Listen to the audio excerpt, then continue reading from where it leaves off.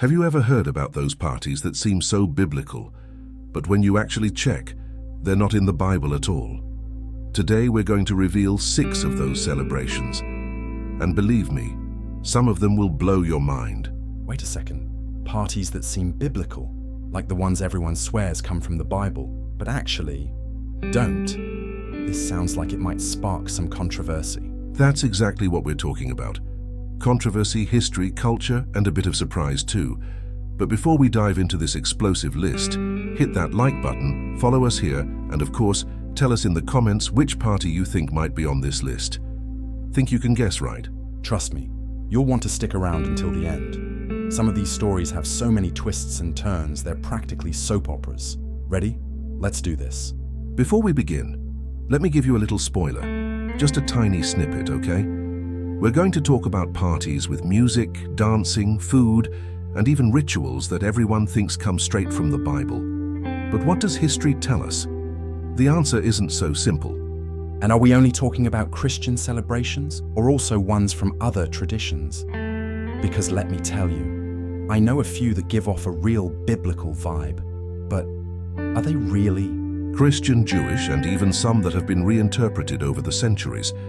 The idea here is to show that not everything that looks sacred has a biblical basis. And the coolest part? We'll find out where these festivities really came from. See? This is what I like. History, culture, and that touch of mystery. I'm in. So shall we start? All right, let's jump right in with the first one. Christmas, brace yourself. The Christmas we know today isn't actually in the Bible. Hold up. What do you mean? Isn't there the whole thing about Jesus being born in Bethlehem? The shepherds, the star in the sky. That's in the Bible, right? Yes, the birth of Jesus is in the Bible, but the date we celebrate, December 25th, isn't. And there's more. Many of the traditions we associate with Christmas, like the decorated tree and Santa Claus, come from pagan practices that were adapted by the church over the centuries. Oh, like what? Those stories about the winter solstice and ancient gods. Exactly. Christmas was strategically placed on the calendar around the time of the winter solstice, a date celebrated in several pagan cultures as a symbol of renewal and light. And the Christmas tree, for example, has roots in Germanic rituals that symbolized eternal life. Wow. So, the Bible talks about the birth, but not the party itself. That's right. The holiday as we know it today is a mix of different traditions, and that's what makes it so fascinating. But hang on. There's a lot more coming. Okay, if Christmas is already filled with reinterpretations, just imagine the other celebrations. Give me a hint about the next one. Is it as shocking as Christmas? It's shocking, and it's got even more layers. The next party has to do with Carnival, yes, Carnival, and its supposed connection to the Bible. But I'll give you a heads up. There's a lot more behind that story than you might think. Carnival and the Bible in the same sentence? Now you've really got me curious. So hold on tight, because we're going to dive deep into these stories and debunk everything. And don't forget, leave your comment and share this video with anyone who loves history and culture. Ready to unravel another celebration? And if you think you already know all about Carnival, just wait until we reveal its origins. See you there. All right, here we are, it's Carnival time. A celebration full of colors, music, and of course plenty of controversy. But what most people don't know is that even though some try to link Carnival to biblical celebrations, its origin is quite different. Wait, hold on. There are people who think Carnival has something to do with the Bible. Seriously? Where exactly? Yes, that happens. After all, it takes place right before Lent, a very important period in the Christian calendar. And for many, that's where the connection lies. But the historical truth about Carnival is much older and somewhat surprising. Okay, so start from the beginning. If it didn't come from the Bible, where did it come from? The origins of Carnival go back to ancient Roman pagan festivals, especially the Saturnalia and the Lupercalia. The Saturnalia were celebrations dedicated to Saturn, the god of agriculture, marked by a complete reversal of social roles. Slaves would sit at the table like masters, and the traditional order was suspended for a few days. Wow, that sounds pretty different from the Carnival we know today. But is there any direct connection with Christianity? Or did that just happen later? Good question. The connection starts to emerge when the Church, during the Middle Ages, tried to adapt some pagan festivals to its practices. Carnival was Christianized as a kind of farewell to worldly pleasures before Lent. That's where the name comes from, the Latin carnivale, meaning farewell to meat. So it sort of became a transition between excess and fasting, right? Exactly. But keep in mind, this transition was much more cultural than biblical.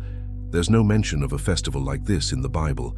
The very idea of celebrating before fasting comes more from the adaptation of local traditions than from religious precepts. And the carnival we know today, the one bursting with joy and samba, did that exist back then? Not exactly. The modern carnival is the result of centuries of cultural transformations. In Brazil, for example, it blended with African, indigenous, and European traditions. The parades by samba schools only came about in the 20th century. So it's this huge mix, right? All the way from ancient Rome to the streets of Rio de Janeiro. That's right. But what a lot of people forget is that despite all these influences, the essence of Carnival has no direct connection with biblical teachings. It's a culturally rich festival, but it's theologically disconnected. Okay, but if it isn't biblical, why is there still so much debate about Carnival in religious circles? Because it touches on issues that create controversy, both inside and outside churches. For instance, many see Carnival as a time of excess, which clashes with Christian values. That creates a cultural and religious conflict. Makes sense. And there's also that idea of some people using Carnival as an excuse to do everything before going into Lent, right? Exactly. But historically, that wasn't really the goal. Carnival was always more about celebrating life, freedom, and of course, local culture. The idea of using the festival to justify certain behaviors is a modern interpretation. So let me see if I got it right. Carnival started as a pagan festival, was adapted by the church, but never really had a true biblical basis, correct? Spot on. It's a perfect example of how cultures and religions can blend over time. But it's important to remember that despite this historical connection, there's no biblical instruction or account that supports this celebration. And you know what? That makes Carnival even more fascinating. Because in the end, it's living proof of how history and culture are always evolving. Absolutely. And for anyone who likes exploring these topics, Carnival is just the beginning. There are plenty more festivals out there that may seem biblical, but aren't. We've arrived at a delicate and at the same time fascinating topic, Easter. Unlike Carnival, Easter has an undeniable biblical connection, but here's the catch. The way it's celebrated today has little to do with what's described in the Bible. Wait a second. So Easter has a biblical basis, but modern traditions like the bunny and chocolate eggs have nothing to do with it. Exactly. The Easter mentioned in the Bible is very different from what we know today. It's a journey that goes from ancient Egypt through Jewish practices and lands in contemporary celebrations. But in the midst of all that, a lot has changed. Okay, you've got me. Tell me this story from the start because now I'm confused. Easter, or Pesach in Hebrew, appears for the first time in the Bible in the book of Exodus. It commemorates the liberation of the Hebrew people from slavery in Egypt. Remember the plagues of Egypt. The last plague, the death of the firstborn, is the central point of this celebration. Oh, so that's the story about putting the lamb's blood on the doors to protect the Hebrews, right? That's right. Biblical Easter had specific rituals, sacrificing a lamb, eating unleavened bread, the famous matzah, and bitter herbs, all symbolizing haste and suffering. It's a celebration filled with historical and spiritual significance, but there's nothing about bunnies or eggs in it. So, what happened to make this deeply symbolic celebration turn into a holiday with chocolate and egg hunts? Hang on, we'll get there. First, we need to understand how this Jewish tradition was reinterpreted by Christians. In Christianity, Easter took on a new meaning. It came to represent the resurrection of Jesus, which, according to the Gospels, happened during the Jewish Passover. This gave the celebration a dual symbolism: spiritual liberation and victory over death. Okay, but that's still pretty rooted in the Bible. We haven't seen any bunnies yet. Exactly. In the early centuries of Christianity, Easter was a religious celebration focused on the resurrection of Jesus. But over time, it started absorbing elements from other cultures, especially in Europe. Like what? For instance, the Easter bunny originates from ancient pagan traditions in Germany, where the rabbit was a symbol of fertility and renewal. Over time, these ideas mixed with the Christian Easter celebration. Right, and what about the eggs? Because for me, Easter has always meant chocolate eggs. Easter eggs began as a symbolic tradition. In many cultures, eggs are associated with rebirth and new life. During the Middle Ages, decorated eggs were given as gifts at Easter, especially in Eastern Europe. But when did chocolate enter the scene? Chocolate didn't appear until much later, in the 19th century, when European confectioners, particularly in France and Germany, started molding chocolate into egg shapes. From there, as industry expanded, the chocolate egg became a commercial symbol of Easter. So basically, chocolate eggs are more about marketing than religion, right? Pretty much. They have no direct connection to the Bible or to the original Jewish or Christian Easter practices. It's a cultural tradition that gained momentum over time. Let me see if I've got this straight. Easter started as a Jewish celebration, was reinterpreted by Christians, and then blended with pagan and commercial traditions. It makes sense, but it also explains why so many people get confused about what's biblical and what's not. Exactly. Throughout history, cultures tend to adopt new elements into their traditions. In the case of Easter, the biblical core is still there, but it's surrounded by cultural and commercial layers. And you know what's interesting? Despite all the mixing, Easter is still one of the most widely celebrated holidays in the world, each region in its own way. Absolutely. And that just shows how history and culture are constantly evolving. So, at the end of the day, the bunny and the eggs are symbols that represent other ideas but ended up being incorporated into the Christian tradition, right? That's right. They're the result of cultural adaptation and don't appear in any biblical narrative. And that blend is what makes the story of Easter so fascinating. You know what I think? Understanding all these layers, what's biblical, what's cultural, and what's commercial, is a great way to appreciate just how rich this tradition really is. I agree. And Easter is just one more example of how popular celebrations often have complex and sometimes surprising histories. Ready to continue this journey? There's a lot more good stuff ahead. We've arrived at one of Brazil's most beloved celebrations, the Festa de São João, St. John's Festival. Quadrilhas, folk group dances, bonfires, typical foods, all with that cozy countryside vibe that warms your heart. But let me tell you a secret. Despite the name St. John, many of this festival's traditions have nothing to do with the Bible. Wait, what do you mean? Isn't it a celebration in honor of John the Baptist, the guy who baptized Jesus? Well, the origin of the Festa de São João is much more complicated than it seems. Of course, there's a religious connection, but many of the traditions came from pagan festivities that were adapted over time. Now I'm curious, is it like a carnival for the June festivals? More or less. But here, what really stands out are the European influences and, of course, Brazilian creativity, which put a unique spin on the celebration. To understand the June festivals, we need to travel back in time to ancient Europe. Before Christianity, peoples like the Celts and Germanic tribes already celebrated the summer solstice, which occurs in June in the Northern Hemisphere. It was a celebration linked to fertility, harvests, and giving thanks to the gods. So that's why there's so much typical food and dancing, right? Like a sort of harvest festival. Exactly. These celebrations also used bonfires as symbols of protection and purification. When Christianity began to spread across Europe, the Church incorporated these festivities and gave them a religious character. That's how the solstice became the Festa de São João. And how did that tradition get to Brazil? The festival came with the Portuguese during the colonial period. They brought their customs and adapted them to the local climate and cultures. Here, the mix with indigenous and African traditions gave the Festa de São João the unique flavor it has today.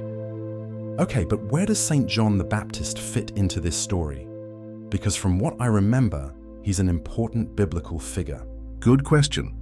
St. John the Baptist really is a central figure in the Bible. He was the prophet who prepared the way for Jesus and baptized him in the Jordan River. Officially, the Festa de São João celebrates his birth, which, according to Christian tradition, happened on June 24th. So there is a biblical link. That makes sense. Yes, but here's the catch. The Bible doesn't mention any celebration of John the Baptist's birth, let alone bonfires, quadrilhas, or typical foods. These are cultural traditions that have been added over time. Got it. So once again, it's a mix of history, religion, and popular culture. Speaking of popular culture, what would the Festa de São João be without its unique traditions? There's the bonfire, the dancing, the caipira, country-style outfits, and of course, typical foods like pamonha, canjica, and corn cake. I get the bonfire, but what about the quadrilla? Where did that come from? Quadrilla is a dance of European origin, specifically French, called quadrille. It was originally a sophisticated ballroom dance, but it was simplified and adapted into a rural style when it arrived in Brazil. Today, it's one of the festival's hallmarks. And the caipira outfits, did that also come from Europe? Not exactly. The caipira outfits are a Brazilian adaptation, inspired by how rural folk dress. It's a way of honoring country life and the simplicity of the countryside. Okay, but tell me, is there any controversy around the Festa de São João in religious circles? Definitely. Some people see the festival as a legitimate celebration, while others criticize the cultural adaptations that, in their view, distort its religious character. There are also debates about its connection to ancient pagan festivals. And where does the Bible fit into all this? The Bible mentions John the Baptist and his importance, but it doesn't reference any celebration of his birth. The festival as we know it is a historical and cultural construction, without a direct biblical foundation. So it's another example of how history and culture shape religious traditions, right? Exactly. And that's what makes the Festa de São João so special. It's a rich mix of influences and symbolism. In the end, I think the most amazing part is how this festival brings together people from different backgrounds and beliefs. Even those who aren't religious join in the quadrilhas and enjoy the typical foods. And that's what makes the Festa de São João so unique. It's a true cultural heritage, a celebration of life, community, and diversity. And even if it doesn't have a biblical basis, I don't think that reduces its value. On the contrary, it shows how traditions can evolve over time. I agree. And understanding these stories just helps us appreciate what we have today even more. Now we've come to All Saints' Day, a day filled with symbolism, memories, and tributes to those who came before us. Many people believe this celebration has biblical roots, but the real story is quite different.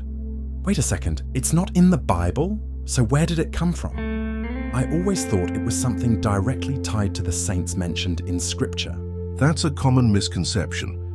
All Saints' Day, as we know it today, doesn't appear in the Bible.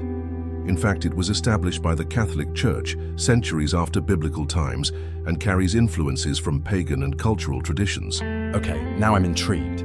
Let's get straight to the point. How and why did this date come about? To understand All Saints' Day, we need to go back to the 4th century. At that time, Christianity was still consolidating in the Roman Empire. The initial idea was to dedicate a day to honor the Christian martyrs, those who died for their faith. So it started with a specific purpose, honoring those who gave their lives for the religion? Exactly. But over time, the celebration was expanded to include all saints, both known and unknown, as a way to acknowledge the holiness of many who weren't officially canonized. And has the date always been November 1st? No. Originally, the celebration took place in May. It was Pope Gregory III in the 8th century who moved it to November 1st. It's believed he did this to replace pagan festivities that occurred around that time. Hold on, pagan festivities. This is starting to sound like Christmas and Carnival again. What was the connection? Good point. Moving the date to November put All Saints' Day near Samhain, an ancient Celtic celebration marking the end of the harvest and the beginning of winter. The Celts believed that during this period, the veil between the world of the living and the dead became thinner. Now it all makes sense. Is that why All Saints' Day and All Souls' Day are linked to remembering the dead? Exactly. The Church aimed to Christianize these pagan practices by giving them a new meaning. So All Saints' Day became a tribute to the saints, and All Souls' Day, on the following day, honored the faithful departed. How did this tradition spread worldwide?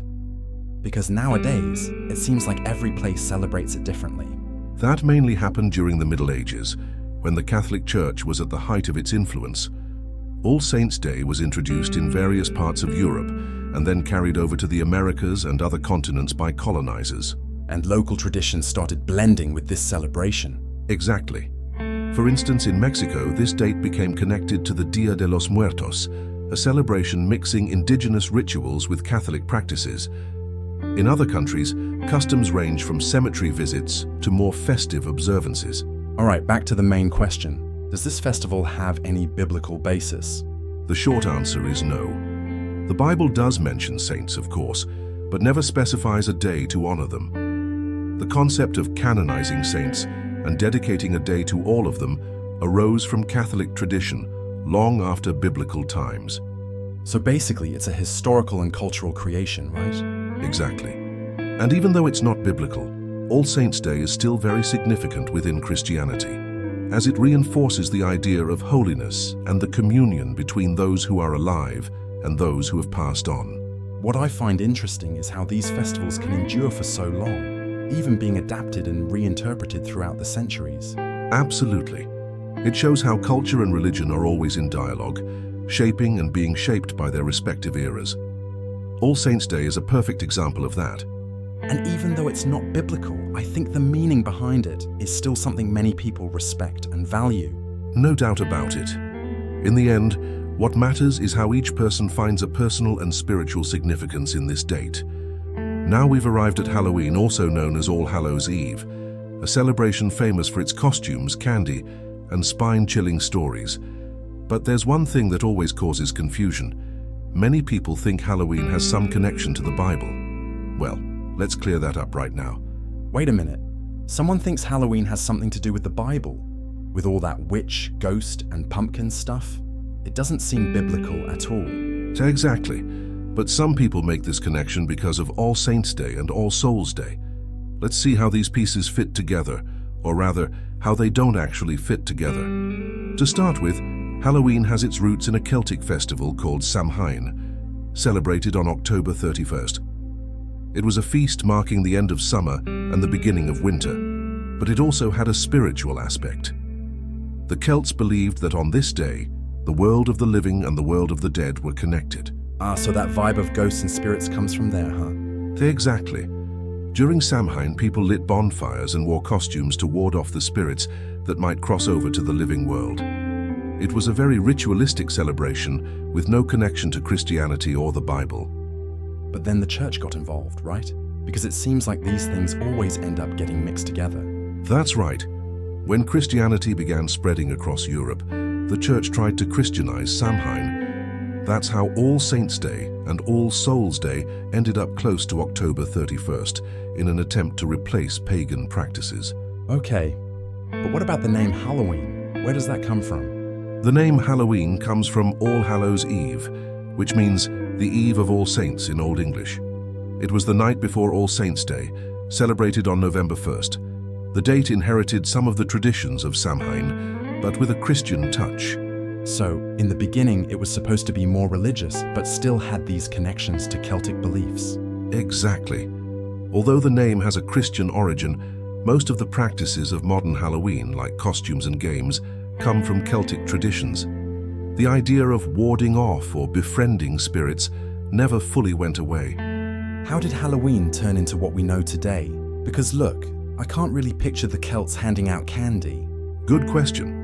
The modern version of Halloween began to take shape in the United States in the 19th century, when Irish and Scottish immigrants brought their traditions. There, Halloween adapted to the local context, gaining elements like carved pumpkins, the famous jack-o'-lantern, and trick-or-treating. So the pumpkins are American then? Actually, pumpkins replaced turnips, which were used by the Celts.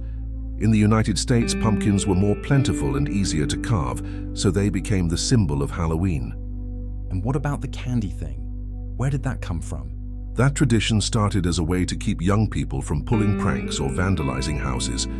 Handing out candy was a way to calm them down, and over time, it turned into the custom we know today. Okay, but there are still people who connect Halloween to the Bible, right? Like, some say it's a demonic day or something like that. Yes, some religious traditions view Halloween negatively because of its connections to the spirit world and pagan practices, but the Bible itself doesn't mention Halloween or anything like it. So, there's no biblical basis for saying Halloween is right or wrong? None. Halloween is a blend of cultural and historical traditions. It has no direct link to biblical texts, neither as a celebration nor as a prohibition. You know what I find interesting? How Halloween carries so many different influences. Religion, pop culture, commerce. It's a real mosaic of traditions. Absolutely. That's what makes Halloween so fascinating. It's a testament to how celebrations evolve and adapt, even when their origins are forgotten or misunderstood. And even without a biblical basis, Halloween remains an example of how history and culture shape our traditions, sometimes in quite unexpected ways. Exactly. In the end, the story of Halloween is a reminder that understanding the past is essential for making sense of the present, and that goes for all popular festivities. We've arrived at New Year's, that celebration everyone knows. Fireworks, feasts, countdowns, promises for the coming year. But here's a curious fact. Although it's one of humanity's oldest festivities, it has no biblical basis. Hold on. New Year's isn't biblical. What do you mean? I always thought it had something to do with Old Testament accounts, like the Jewish calendar or the feasts mentioned there. That's a common misunderstanding. New Year's, as we celebrate it today, has cultural and historical roots that are much more tied to pagan traditions and Roman calendars than to biblical narratives. Okay, now you've really caught my attention. Tell me more about this story. To start, the concept of a new year is quite relative. Each culture marks this transition in different ways, on different dates. For example, over 4,000 years ago, the ancient Babylonians celebrated their new year in March, during the spring equinox. Oh, so it wasn't always on January 1st? Exactly. January 1st was only established as the start of the year in the Julian calendar, instituted by Julius Caesar in 46 BC. He wanted to align the calendar with the solar cycle and chose January because it was dedicated to Janus, the Roman god of transitions and new beginnings. So the idea of beginning the year in January comes from Roman mythology, not from biblical traditions. That's right. And what's interesting is that for a long time, January 1st was rejected by many Christian cultures, which preferred to celebrate the start of the year on dates like March 25, or even in December, at Christmas. But what about the Jewish calendar? Doesn't it have any connection to the New Year we celebrate? The Jewish calendar has its own New Year, called Rosh Hashanah, which generally occurs in September or October. This celebration is based on the lunar cycle and is deeply connected to biblical texts, especially in the book of Leviticus. So the Jewish New Year is biblical, but what we celebrate on January 1st has nothing to do with that. Exactly.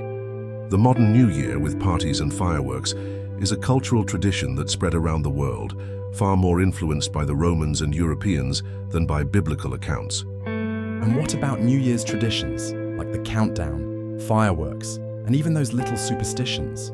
Where do they come from? Many of these traditions have pagan or cultural origins. Fireworks, for instance, were used in ancient China to ward off evil spirits. The countdown is a modern custom, popularized in the 20th century with the rise of television and large public events. And the superstitions, like eating lentils or jumping over waves. Those aren't biblical, right? Not at all. Such practices come from popular folklore. Eating lentils, for example, is linked to the idea of prosperity, since the legumes resemble coins. Jumping over waves comes from Afro-Brazilian traditions, honoring Iemanjá and attracting positive energy. Wow, so New Year's is really a mosaic of traditions with no biblical connection. Exactly. It's a global celebration with different meanings depending on the place and culture. What about churches? Didn't they adopt New Year's in some way? Yes, many Christian denominations incorporated New Year's into their practices with spiritual reflections and moments of prayer. For instance, some churches hold watch night services, known as cults of the passage, to give thanks for the year that's ended and seek blessings for the one to come. That's interesting. It gives a more spiritual tone to a celebration that, at its core, is quite secular. Definitely. But it's important to remember that these practices are cultural adaptations. The Bible doesn't mention any requirement to celebrate the start of a new year with fireworks, parties, or specific services. So, in the end, the New Year, as we celebrate it today, isn't biblical at all. It's more of a historical construction, full of cultural influences. That's right. But that doesn't lessen the value of the celebration. New Year's is a time of renewal, new beginnings, and hope. Even though it doesn't have biblical roots, it carries symbolism that unites people of all faiths and cultures. And you know what? That's what makes New Year's one of the most special celebrations. It's a chance to reflect, give thanks, and dream about the future. No doubt. And understanding the origins of this celebration helps us appreciate what it represents even more. After all, each tradition has its own story, and knowing those stories only enriches our perspective on the world. So, did you enjoy this journey through the celebrations that many believe to be biblical but actually have quite different origins? I bet some of them surprised you, right? Absolutely. Each of these celebrations has a unique blend of history, culture, and tradition, and understanding that only makes them more interesting.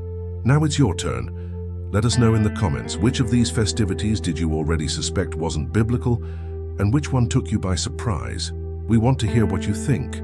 And of course, don't forget to like this video, share it with your friends, and subscribe to the channel so you don't miss any more content like this. We'll see you in the next video, where we'll continue to uncover stories, myths, and curiosities. See you then. See you next time, and remember, it's always worth looking beyond what seems obvious.